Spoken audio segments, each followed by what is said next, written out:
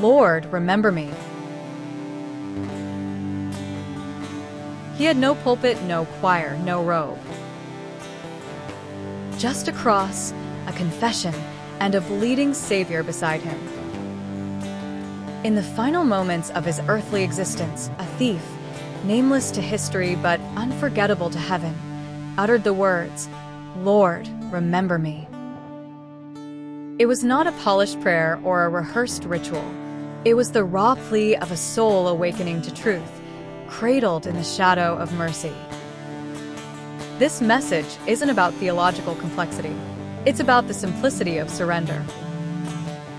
It's about the unfiltered grace of God reaching into the broken chambers of the condemned. The thief didn't ask to be removed from the cross. He asked to be received into the kingdom.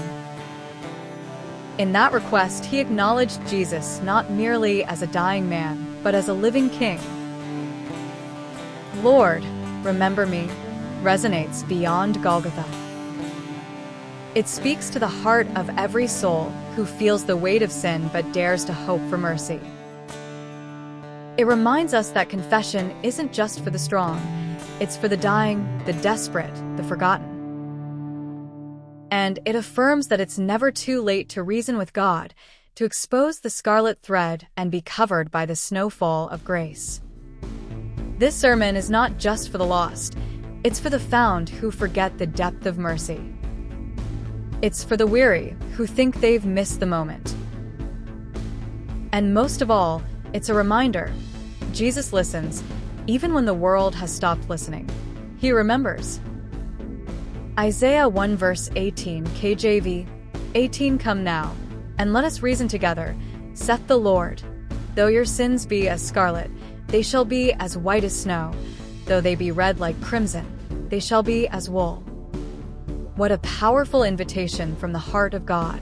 Isaiah 1 verse 18 isn't just poetic, it's deeply personal. The Lord isn't issuing a decree from a distance, he's saying, "Come close. Let's talk this through." That phrase, "let us reason together," carries the tone of a loving father appealing to his wayward children, not to condemn, but to restore. Scarlet and crimson were dyes that penetrated deeply into fabric, nearly impossible to remove. This imagery speaks to guilt that feels permanent, shame that seems woven into the soul. They shall be as white as snow, as wool. Here's the miracle. God doesn't just lighten the stain, he erases it. Snow and wool evoke purity, softness, and a fresh beginning. It's not a cover-up, it's a transformation. Scarlet and snow, sin and sanctity, guilt and grace. Compare filthy rags, Isaiah 64 verse 6, to robes washed white, Revelation 7 verse 14. The exchange of stained clothing for heavenly attire. In biblical terms, reasoning here involves acknowledging truth before God, not hiding or excusing, but exposing the scarlet thread for what it is. God doesn't demand a monologue. He invites a dialogue. It's the voice of mercy saying, "Let's talk through the mess you've made and the mercy I offer." Without admitting the stain, we miss the miracle of being made white as snow. Confession isn't just admission, it's alignment with God's view of sin and grace. It's saying, "I see it, I own it, now cover it." Biblical examples of concealed sin. Achan, Joshua 7. After Israel's victory at Jericho, Achan secretly kept forbidden items. His hidden sin led to Israel's defeat at Ai and ultimately to his public exposure and execution. Concealed sin can contaminate an entire community. David with Bathsheba, 2 Samuel 11-12. David tried to cover up his adultery by orchestrating Uriah's death. God sent Nathan to expose him. "You did it secretly, but I will do this thing before all Israel." Even kings can't bury sin deep enough to escape divine light. Ananias and Sapphira, Acts 5. They lied about their offering, pretending to give more than they did. Their deception was exposed by Peter, and both fell dead. Adam and Eve, Genesis 3. After sinning, they hid from God and covered themselves with fig leaves. God still found them and exposed their disobedience. Shame leads to hiding, but hiding never leads to healing.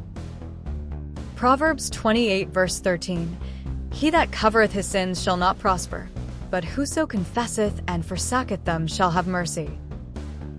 Concealment delays cleansing. Exposure, though painful, is the gateway to grace. One thief mocks, the other rebukes him and confesses. We indeed justly, for we receive the due reward of our deeds, but this man hath done nothing amiss. Then he turns to Jesus and says, "Lord, remember me when thou comest into thy kingdom." Jesus responds, "Verily I say unto thee, today shalt thou be with me in paradise." No ritual, no resume, just raw repentance and a cry for mercy. His confession pierced through the crimson haze of his past and was met with a snowfall of grace, immediate and eternal. This thief didn't hide his sin, he owned it aloud. His honesty stood in stark contrast to those who died holding secrets. It shows that the doorway to paradise swings wide, even if you arrive at the threshold broken and bleeding. Just 3 words, but they reverberate through eternity. "Lord, remember me," is the cry of a soul stripped bare, no defense, no credentials, just desperation and faith.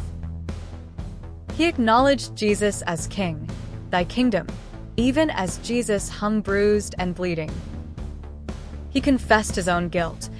We indeed justly. He reached for grace, with no time to earn it, just time to believe. And Jesus didn't hesitate.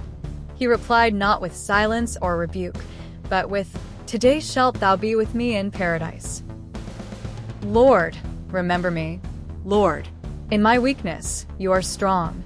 In my failures, you are faithful. I come, not with eloquence, but with honesty. Remember me, not for what I've done, but for who you are.